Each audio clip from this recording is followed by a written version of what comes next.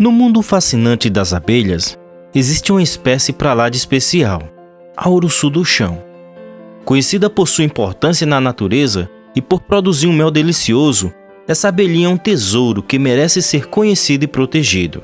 Diferente da maioria das abelhas, a Uruçu do chão, cujo nome científico é Melipona Quinquefasciata, não constrói suas colônias em árvores ou ocos. É a única desse gênero que faz seus ninhos no chão. Elas preferem o subsolo, construindo seus ninhos em cavidades subterrâneas, ninhos de formigas abandonados ou espaços deixados por raízes de árvores. Essa característica única as torna ainda mais especiais e ameaçadas de extinção, pois, após a escavação e retirada do seu mel pelos extrativistas, é abandonada e, portanto, condenada à morte. As uruçus do chão são abelhas sociais, ou seja, vivem em colônias organizadas com milhares de indivíduos trabalhando em conjunto. Cada abelha tem sua função, desde a coleta de pólen e néctar até a construção e proteção do ninho. Essas abelhas são verdadeiras polinizadoras, desempenhando um papel fundamental na reprodução de diversas plantas nativas.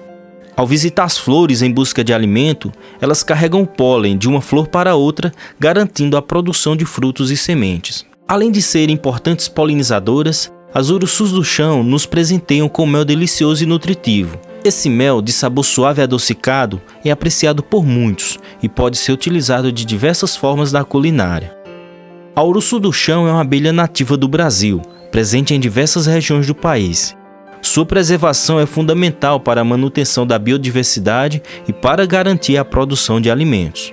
A uruçu do chão é um exemplo de como a natureza é rica e surpreendente. Proteger essa abelha é proteger a vida. Se você gostou desse vídeo, deixe seu like, compartilhe com seus amigos e se inscreva no canal para mais conteúdo sobre o mundo das abelhas.